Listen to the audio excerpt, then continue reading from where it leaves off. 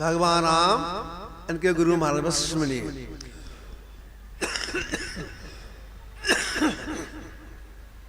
ये दोनों बैठे हुए थे। आध्यात्म चर्चा चल रही थी। किसी बात को लेकर के भगवान राम अपने गुरु महाराज से वशिष्ठ मुनि से निवेदन करती हैं, गुरुदेव कहा जाए ब्रह्म का स्वरूप क्या है। जैसे निवेदन करते ब्रह्म का स्वरूप क्या है, वशिष्ठ मुनि जो कुछ बोल रहे थे बिल्कुल चुप हो गए, साइलेंट। भगवान राम सोचती हैं, गंभीर प्रश्न किए हैं, ब्रह्म का सही स्वरूप क्या है, सोच के उत्तर देंगे, प्रतीक्षा करनी चाहिए। भगवान राम चुपचाप बैठे प्रतीक्षा कर रहे हैं। उधर वशिष्ठ मुनि चुपचाप बैठे हुए। कुछ देर के बाद तब भगवान राम ने फिर निवेदन किया, गुरुदेव कहा जाए ब्रह्म का स्वरूप क्या है। बस कुछ नहीं बोली। वहां फिर प्रतीक्षा करने लग गए। फिर निवेदन करते, गुरुदेव कहा जाए ब्रह्म का स्वरूप क्या है। कुछ नहीं बोली। तब वहां हाथ जोड़ते कहती है, गुरुदेव क्या आपसे कुछ गलती हो गई, क्या वो अशिष्ट व्यवहार हो गया। अगर अशिष्ट व्यवहार हो गया क्षमा कीजिए और कहिए कि ब्रह्म का स्वरूप क्या है। तब मुनि बोले, हे राम आपने जब से पूछना प्रारंभ किया है तब से मैं इसका उत्तर दे रहा हूं। गुरुदेव आप तो कुछ बोल ही नहीं रहे हैं, उत्तर कहां मिला। कहे राम इसका उत्तर ही चुप है। अगर मैं कुछ कहूंगा तो वाणी का विषय हो जाएगा, परमात्मा वाणी का विषय नहीं है। जस कथिए तो होत नहीं, जस है तैसा सो, वाणी का विषय ही नहीं। तो जो परमात्मा वाणी का विषय नहीं है, अब देखो कि उनको लोग बुद्धि में समझे इस बात के लिए महापुरुष ने क्या किया है, समझने का प्रयास जो किए हैं। उन्होंने कहा, महापुरुष का कहना है, मिट्टी में मिट्टी के सदृश, गौर से सुनिएगा, मिट्टी में मिट्टी के सदृश वे मिट्टी नहीं है। पानी में पानी के सदृश वे पानी नहीं है। अग्नि में अग्नि के सदृश अग्नि नहीं है। हवा में हवा के सदृश हवा नहीं है। आकाश में आकाश सदृश आकाश नहीं है। मन में मन के सदृश लेकिन मन नहीं है। बुद्धि में बुद्धि के सदृश लेकिन बुद्धि नहीं है। चित्त में चित्त के सदृश लेकिन चित्त नहीं है। अहंकार में अहंकार के सदृश लेकिन अहंकार नहीं है। जो ऐसे परमात्मा है उनको गुरुवाणी कैसे कर सकती है। जाका नाम अकहुआ भाई, ताका कहा रमनी गाई। अकहुआ कहा गया उसको। जो अकहुआ है वे इतने सूक्ष्म हैं, उसे कहीं भी खाली नहीं है। कितने सूक्ष्म है।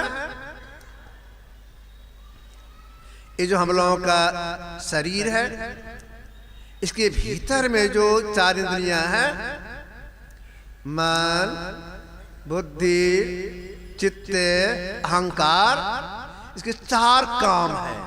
चारों के चार काम है। मन का काम है संकल्प को करना, बुद्धि काम है निर्णय करना, चित्त का काम है स्पंदन करना, अहंकार का मैंपन का बोध करना। अब देखिए चार इंद्रियां भीतर की है, ये तो सूक्ष्म जड़ है। जब ये जड़ है तो काम कैसे होता है इसका। मन संकल्प कैसे करता है, ये तो जड़ है। वो दिन निर्णय कैसे लेता है, ये तो जड़ है। चित्त स्पंदन करता है, जड़ कैसे स्पंदन करता है, अहंकार में प्रबोध कैसे करता है, जड़ है, किसी की शक्ति से यह काम कर रहा है। जैसे देखिए हम लोग का शरीर मां के पेट से निकला, बहुत कोमल था, कड़ापन आया, कड़ापन आया, कड़ापन आया, अति उम्र के हो गए, वृद्ध हो गए, झुर्री पड़ गई, एकदम नाश हो जाएगा। या कड़ापन कहां से आया, किसी शक्ति से हुआ? सूर्य जितनी पहले गर्मी थी उतनी गर्मी अभी नहीं है, गर्मी घट रही है, किसी शक्ति से, चेतन की शक्ति से, याद रखिए चेतन की शक्ति से।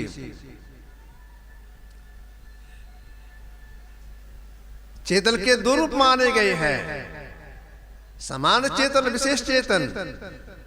समान रूप सब जगह, असमान रूप से शक्ति से ही मन, बुद्धि, चित्त, अहंकार अपना अपना काम कर रही है, समान चेतन से।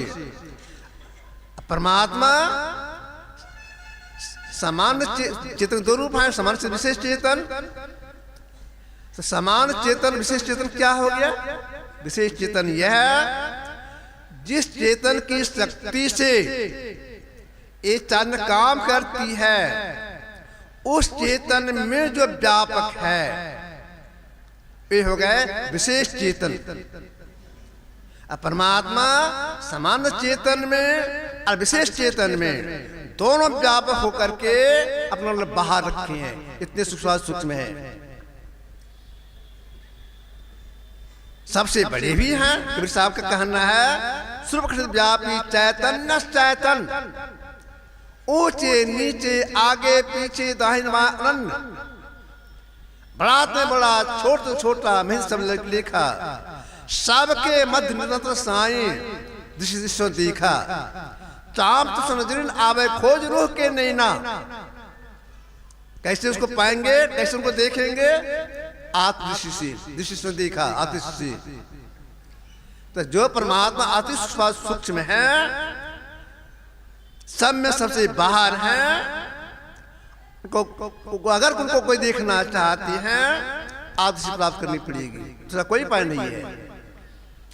अब विचारना यह है आत्मदृष्टि कैसे प्राप्त होगा, इसलिए क्या करना पड़ेगा? तो आत्मदृष्टि प्राप्त करने के लिए सभी इंद्रियों से अलग होना होगा। एक इंद्रिय साथ में नहीं रहे तब आंख खुलती है, वैसे नहीं खुलती है। सब इंद्रियों से मतलब 5 कर्मेंद्रियां, हाथ, पैर, मुंह, लिंग, गुदा। 5 इंद्रियां, आंख, कान, नाक, जीभ, चमड़ा। 4 भीतर वाला, मन, बुद्धि, चित्त, अहंकार। 14 में से एक भी नहीं रहे तब जीव की आंख खुलती है।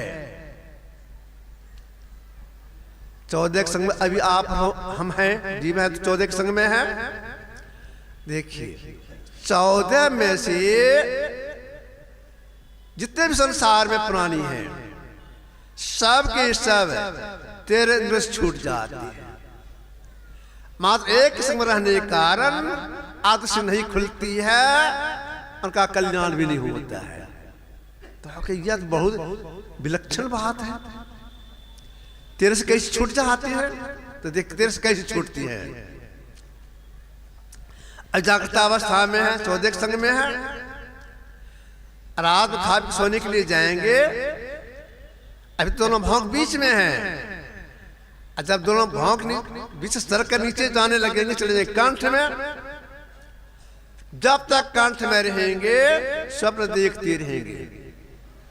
कंठ में जाने पर इस हाथ का ज्ञान नहीं रहता है, पर ज्ञान नहीं रहता है। मतलब क्या हो गया?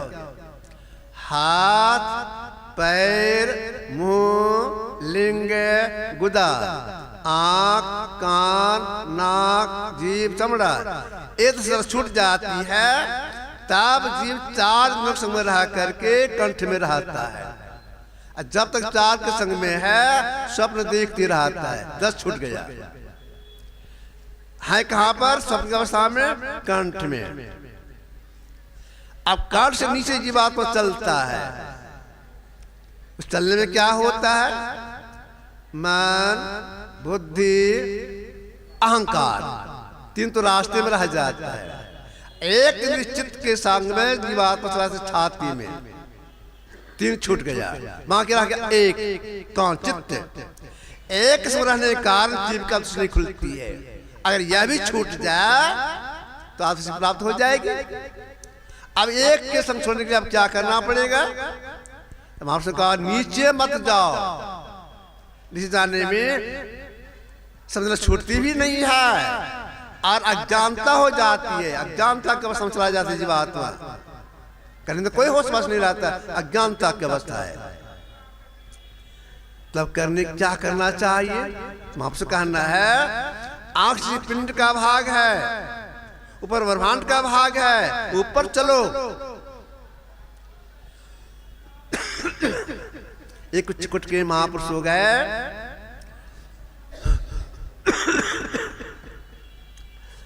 पहले वे राजा थे, संत बन गए। उन्होंने कहा पिंड छोड़ी ब्रह्मांड चले। पीपा साहब पिंड छोड़ी ब्रह्मांड चलाए। आंख से पिंड का ऊपर ब्रह्मांड के ऊपर चलिए। ऊपर चलने चलते चलते छूटेगी, समझ छूट जाएगी।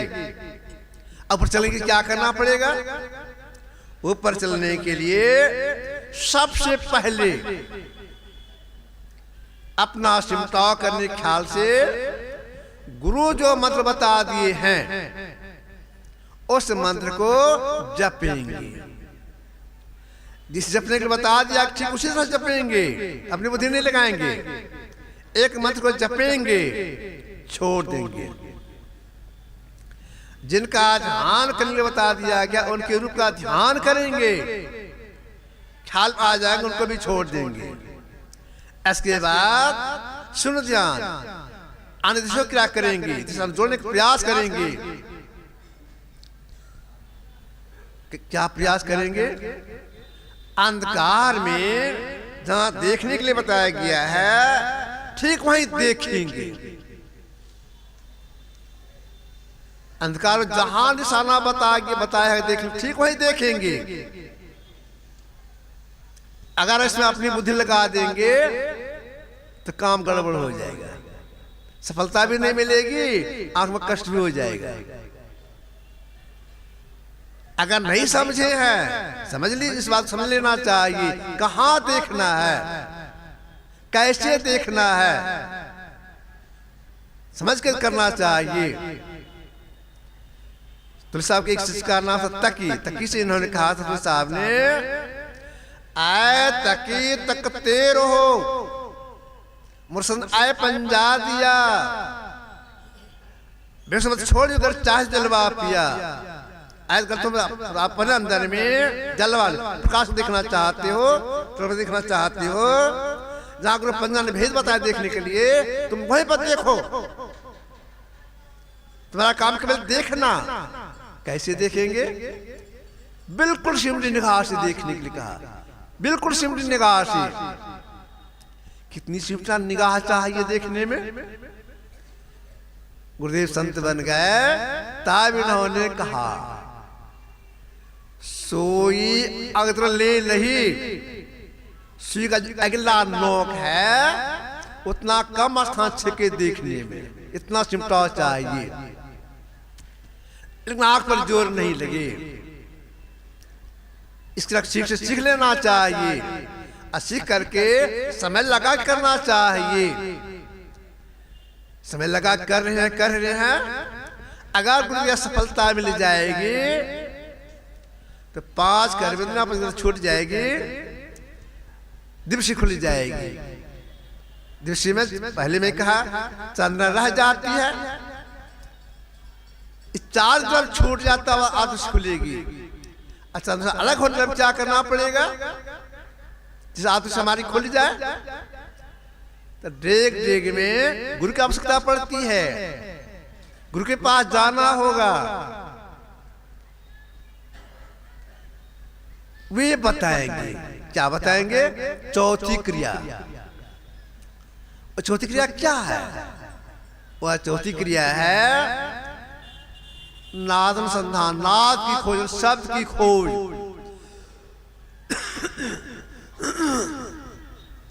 उस शब्द की खोज करने के लिए क्या करना पड़ेगा?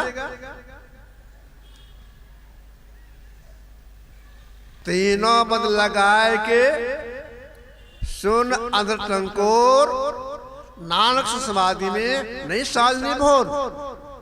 सद अभ्यास करने में आंख बंद, मुंह बंद और कान लगाना पड़ता है। किस लिए? एक से पकड़ के लिए, बाहरी आवाज भीतर नहीं जाए। महापुरुष उस शब्द के संबंध में जो बताते हैं, संत भाषा बताते हैं, वह शब्द ऐसा है, इधर से आ रहा है, उसको सुनने के लिए आपको यह काम करना होगा। उसके उनके अनुसार जो समय लगा शब्द अभ्यास करना प्रारंभ करती हैं, आंख बंद, मुंह बंद, कान बंद लगा के अभ्यास करती हैं। अभ्यास करते करते अगर गुरु की दया से वह सत पकड़ा चला जाता है, आदि सत पकड़ा चला जाता है, जिस समय सत पकड़ा चला जाता है उसी क्षण जो भीतर की चार इंद्रियां हैं, जो सदा का संगी है, हे मन तो सदा का संगे, ये चार इंद्रियां जीव का संग छोड़ देती है। छोड़ कहां चली जाती है? चार इंद्रियां नाश हो जाता है, इसका नाश नहीं होता है। ये जो हम लोग शरीर के भीतर चार इंद्रियां हैं, ये हैं व्यष्टि रूप में, इसका निजी सत्ता है समष्टि रूप।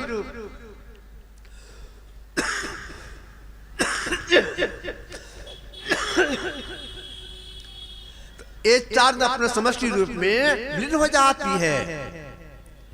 सरकंदल पार में मन बुद्धि हीरा ना हो तो सबके मानिए हिराना, मेरा में हिरा गया नहीं, अपने समष्टि रूप में विलीन हो जाता है।